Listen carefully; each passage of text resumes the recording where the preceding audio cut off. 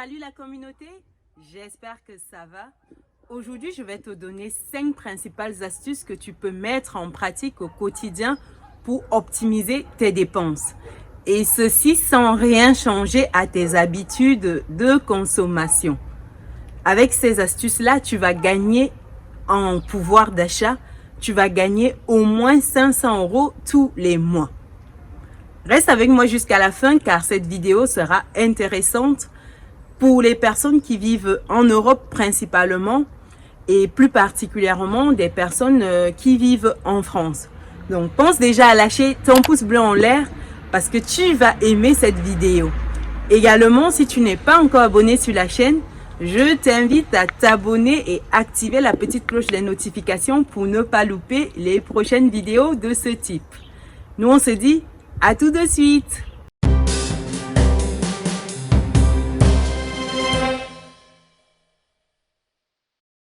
Bienvenue de nouveau sur Afro Business Cash, la chaîne dédiée à l'entrepreneuriat et l'investissement au sein de la communauté africaine. Et également et surtout, la chaîne qui te permet de muscler ton compte bancaire et ton mindset. Si tu me découvres pour la première fois, je suis Chimène Nana, je suis entrepreneur, je suis également investisseur.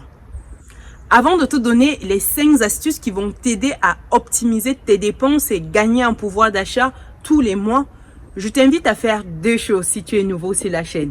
La première, abonne-toi et active la petite cloche des notifications pour ne pas louper les prochaines vidéos. La seconde, partage la vidéo avec ton entourage car ça va aider vraiment plus d'un à optimiser ses dépenses et surtout à gagner en pouvoir d'achat. Sans plus attendre, on est parti. La première astuce consiste à changer d'opérateur mobile.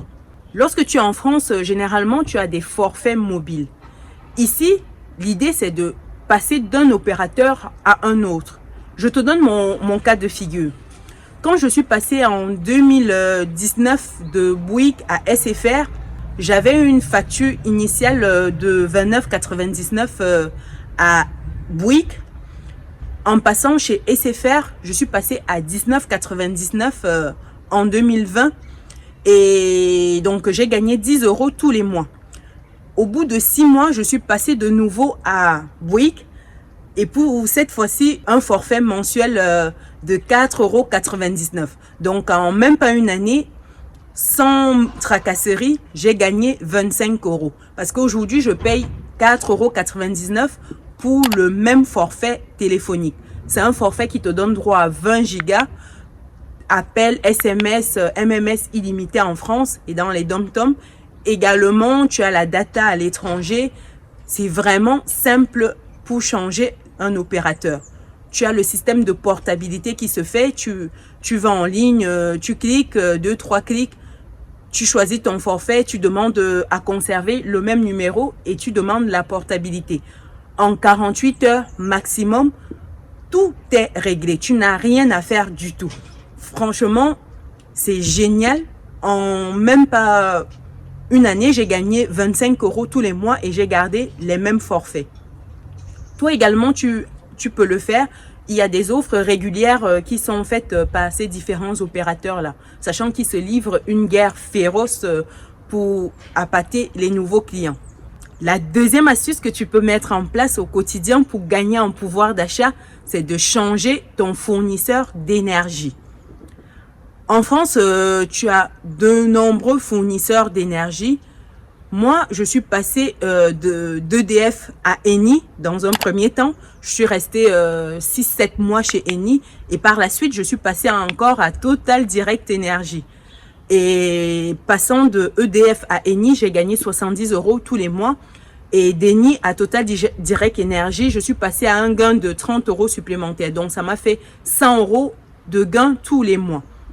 Et ça, sans changer ma moyenne de consommation, mes factures ont drastiquement diminué. Après, il faut faire vraiment attention ici parce que certains opérateurs te proposent des offres alléchantes pour les premiers mois et par la suite, tu vois d'un coup ta consommation qui explose et et tes factures également. Donc, il faut faire attention parce qu'ici, il y a des tarifs bleus, il y a des tarifs réglementés, il y a également des heures creuses, il y a l'énergie bio, etc. Donc, il faut faire attention, il faut aller sur des comparateurs, mettre exactement ces données actuelles pour être sûr de passer à un fournisseur d'énergie qui sera adapté à ta consommation actuelle. L'idée, c'est pas que au bout de 3-6 mois que tu te retrouves à payer plus pour ta facture d'énergie. Et quand je dis énergie, je pense à l'électricité et le gaz. Voilà pour la deuxième astuce. Pour la troisième astuce, c'est une astuce juste incroyable. Franchement, c'est mortel. Ça, c'est pour toutes les personnes qui sont aujourd'hui propriétaires d'un bien immobilier, que ce soit une résidence principale, une résidence locative, etc. Cette astuce consiste à renégocier son prêt immobilier. Ça, c'est violent. Lorsque tu as un prêt immobilier qui date de 2, 3, 4 ans, 10 ans, tu dois le renégocier. Actuellement, les taux sont hyper bas. C'est le moment ou jamais de renégocier ton prêt immobilier. Renégocier ton prêt immobilier, c'est hyper simple. Tu vas voir ton banquier, tu lui dis que tu souhaites renégocier ton prêt immobilier. Si ce dernier est réticent ou qu'il traîne les pieds, tu peux aller voir la concurrence. Ils vont t'accueillir à bras ouverts. Les taux sont extrêmement bas. C'est vraiment le moment ou jamais de renégocier son prêt immobilier. Nous, lorsqu'on l'a fait, on a gagné plus de 40 000 € sur les différents capitaux restants dus. Parce que nous, on n'a pas un seul prêt immobilier, on en a plusieurs. C'est vraiment un levier violent. Et en plus, lorsque tu rajoutes à cela l'ajustement de la durée restante de ton prêt, tu peux gagner du cash flow si tu es un investisseur. Aujourd'hui, nous, en ajustant cette durée restante, on a gagné en cash flow 500 € tous les mois, en plus de ce qu'on gagnait déjà initialement. Donc, ça fait vraiment un gain hyper important lorsqu'on renégocie son prêt. Et si la banque ne veut pas, tu passes à la concurrence et ça s'appelle un rachat de crédit. Aussi simple que ça. Le quatrième levier que tu peux mettre en place pour optimiser tes dépenses quotidiennes et gagner en pouvoir d'achat, c'est de faire la délégation d'assurance de ton prêt immobilier si tu en as un. Qu'est-ce que c'est qu'une délégation d'assurance? Lorsque tu souscris à un prêt immobilier, tu as une assurance qui est mise en place en cas de difficulté. Par exemple, en cas de décès, l'assurance prend le relais et rembourse l'intégralité de ton prêt immobilier. Il y a des garanties qui sont obligatoires et d'autres garanties qui sont facultatives. L'assurance décès fait partie des garanties obligatoires. Donc, faire une délégation d'assurance, c'est simplement aller voir chez la concurrence. Si ton prêt est assuré chez BNP Paribas, par exemple, tu peux aller voir à AXA, Allianz, GMF, il y en a des tonnes d'organismes qui sont prêts à t'assurer. Et tu verras le gain que tu feras lorsque tu passeras chez un autre assureur. Nous, lorsqu'on l'a fait, on a gagné 100 € par mois en renégociant l'ensemble de nos assurances, en faisant une délégation. On a gagné 100 € par mois et c'est une procédure hyper simple. Tu peux faire appel à un démarcheur pour ça ou tu peux le faire toi-même. C'est vrai, ça va te demander un peu de temps pour comparer, mais une fois que tu as fait ce travail en amont, c'est hyper simple.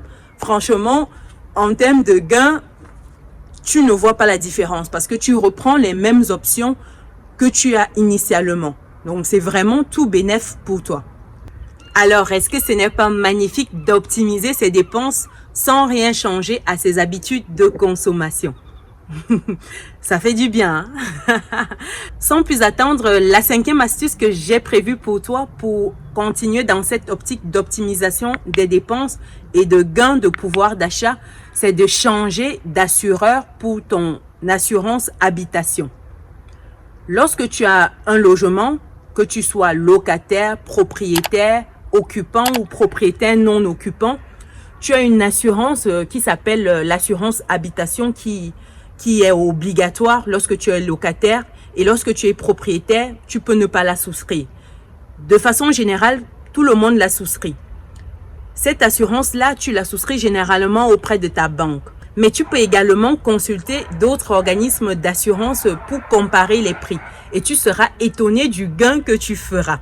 Ce ne sera pas un gain énorme pour les mêmes garanties, mais de façon générale, lorsque tu le fais, et surtout lorsque ton contrat date d'un certain nombre d'années avec ta banque ou ton assureur actuel, tu seras étonné de voir la différence qui te sera proposée. Nous, on n'a pas eu une grosse différence là-dessus vu que on change très souvent. En le faisant la dernière fois, on a gagné 10 € par mois. 10 € par mois, ça représente 120 € sur l'année. Ce n'est pas négligeable du tout. Donc, tout est bon à prendre. Je t'invite à le faire également. Tu en as plusieurs. Tu as AXA, tu as Generali, tu as GMF, tu as Allianz, tu as plein d'assureurs qui n'attendent que toi. Et je te rassure, ces gens-là vont te dérouler le tapis rouge lorsque tu viendras. Tu n'auras rien de spécial à faire. Ils se chargent de tout. Ils se chargent de résilier ton contrat actuel, de souscrire le nouveau. Tout est fait à ta place. Tu n'as pas d'excuse pour ne pas passer à l'action. Vraiment, aucune excuse. Voilà les 5 principales astuces que je voulais partager avec toi lors de cette vidéo. Dis-moi dans les commentaires si tu as déjà utilisé une de ces astuces.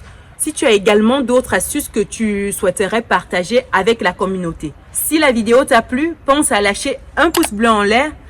Partage la vidéo avec ton entourage, ça peut aider vraiment plus d'une personne à optimiser ses dépenses sans rien changer à ses habitudes de consommation. C'est très important de garder le même rythme, mais d'avoir des factures qui baissent.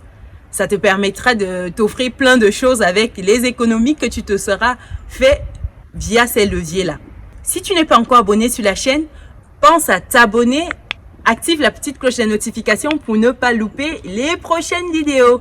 Et nous, on se dit à très bientôt dans une nouvelle vidéo. Ciao!